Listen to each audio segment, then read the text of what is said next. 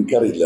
അതില് ഞാൻ മനസ്സിലാക്കുന്നത് ഇപ്പം അലി പോയ കാര്യമായാലും പിന്നെ പാരാപ്പായെന്ന് പറഞ്ഞ CP ഇവരൊക്കെ പോയ കാര്യങ്ങളും ഞാൻ ഉയർത്തുന്ന വിഷയങ്ങൾ തമ്മിൽ ഒരുപാട് വ്യത്യാസമുണ്ട്. അവരൊക്കെ പ്രാദേശികമായ വിഷയങ്ങൾ അല്ലെങ്കിൽ വ്യക്തിപരമായ വിഷയങ്ങളുമായി ബന്ധപ്പെട്ടിട്ടാണ് പോകുന്നത്. ഞാൻ പുറത്താക്കപ്പെടുന്ന ജനങ്ങളുടെ വിഷയം പറഞ്ഞപ്പോഴാണ്.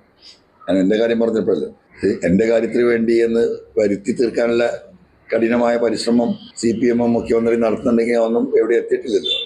അപ്പൊ ഞാൻ ഉയർത്തിയ വിഷയങ്ങൾ വളരെ സീരിയസ് ആണ്. ഇന്നലെ മുഖ്യമന്ത്രി എന്താ പറഞ്ഞത്? അൻവർ നൽകിയ പരാതി ഞങ്ങൾ അവജ്ഞയോടെ തള്ളിയിട്ടില്ല, അത് അന്വേഷണത്തിനാണ് വിട്ടത്. അന്വേഷണം എങ്ങനെ നടക്കുന്നു എന്നുള്ളത് വേറെ വിഷയം. പക്ഷെ ഞാൻ പറയുന്നതിൽ കാര്യമുണ്ട് എന്ന് പ്രഥമ ദൃഷ്ടിയ മുഖ്യമന്ത്രിയും ഈ പറയുന്ന ഗവൺമെന്റും അംഗീകരിച്ചിരിക്കുകയാണ്. അപ്പോ എന്നെ നേരിട്ട് വ്യക്തിപരം ഈ വിഷയാധിഷ്ഠിതമായി എന്നെ എതിർക്കാൻ കഴിയില്ല ഒരിക്കലും. അപ്പൊ വ്യക്തിഹത്യ നടത്തി നോക്കുകയാണ്. ആ വ്യക്തിഹത്യ നടത്തിയിട്ട് അവർ വിജയിക്കുക, അവർ നോക്കട്ടെ. അതുകൊണ്ടാണ് ഈ പറയുന്ന രീതിയിൽ ഒരു നേരിട്ടുള്ള ആക്രമണത്തിന് അവർ മുതിർന്നല്ലോ. തുടക്കത്തിലൊക്കെ മുതിർന്നല്ലോ. തിരിച്ചടി നല്ല മറുപടി കിട്ടിയപ്പോഴാണല്ലോ ഒതുങ്ങിയത്. ഇന്നിപ്പോ ബാലനെ കാണുന്നില്ലല്ലോ. AK ബാലൻ സഖ അവിടെ പോയി. ഹിന്ദു പത്രം ഞാൻ പറഞ്ഞപ്പോ ഹിന്ദുക്കളുടെ പത്രമാണ് TV എന്നോട് തെറ്റിദ്ധരിച്ചു എന്നാ ഇന്നലെ പറഞ്ഞത്. ഞാൻ ഇന്നലെ വേറെ ഏതൊരു TVക്ക് പറഞ്ഞു കൊടുത്തല്ലോ. ഞാൻ 5ാം ക്ലാസ് പഠിക്കുമ്പോൾ ഈ വീട്ടിൽ പത്രം വരുന്നുണ്ട് ഹിന്ദു, നിങ്ങൾക്കറിയോ? 1970-72 അന്ന് പത്രമില്ല ഇവിടെ, ബോംബെയിലുള്ള പ്രിന്റിങ്. അവിടുന്ന് പത്രം ട്രെയിനിലാണ് വരിക.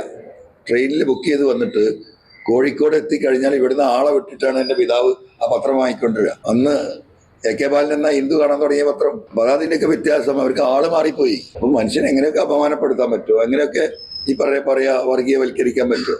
സഖാവ് ബാലനൊക്കെ ഈ രീതിയിൽ ഇതിനെ ഇറങ്ങിത്തിരിഞ്ഞാൽ അത് പാലക്കാടത്തെ സഖാക്കൾ പ്രതികരിക്കുന്നുണ്ട്. എനിക്ക് വിളിച്ചുകൊണ്ടിരിക്കുന്നുണ്ട്, ബന്ധപ്പെട്ടുകൊണ്ടിരിക്കുന്നുണ്ട്. ഇഷ്ടംപോലെ വോയിസ് മെസ്സേജ് ഉണ്ട്, നമുക്ക് കാണാം. നമുക്ക്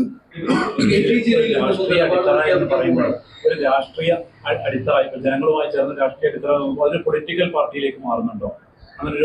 അല്ല, പൊളിറ്റിക്കൽ പാർട്ടി അല്ലാത്ത ഒരു സംഗതി ഇവിടെ വിജയിക്കില്ല. നമ്മളിവിടെ ഒരുപാട് പരീക്ഷണങ്ങൾ പലരും നടത്തിയത് കണ്ടാണ്. കൃത്യമായ രാഷ്ട്രീയ ലക്ഷ്യബോധമില്ലാതെ ഒരു സാമൂഹിക സംഘടന രൂപീകരിച്ചുകൊണ്ടൊന്നും ഒന്നും അവിടെ ചെയ്യാൻ കഴിയില്ല. ജനാധിപത്യത്തിന്റെ അടിസ്ഥാനം ജനങ്ങളാണ്. അത് തെരഞ്ഞെടുപ്പാണ് നിശ്ചയിക്കുന്നത്.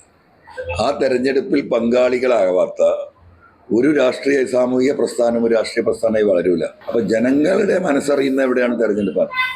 ആ തെരഞ്ഞെടുപ്പിൽ മത്സരിക്കണമെങ്കിൽ എന്ത് വേണം? രാഷ്ട്രീയ പാർട്ടി ആവണം. ആ രാഷ്ട്രീയ പാർട്ടികളെ ഒരു വോട്ടർ അംഗീകരിക്കുള്ളൂ, ചെറുതോ വലുതാവട്ടെ.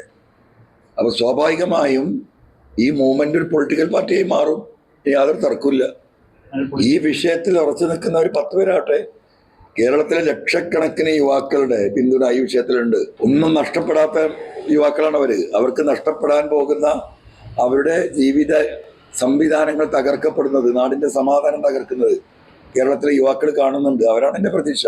അവരിൽ നല്ലൊരു വിഭാഗം ഈ സത്യം തിരിച്ചറിഞ്ഞ് എന്റെ കൂടെ നിൽക്കും എന്ന് തന്നെയാണ് ഞാൻ കരുതുന്നത്. രാഷ്ട്രീയ പാർട്ടി രൂപീകരിക്കും. ഇനി പറയാതിരുന്നിട്ട് രാഷ്ട്രീയ പാർട്ടി രൂപീകരിക്കും.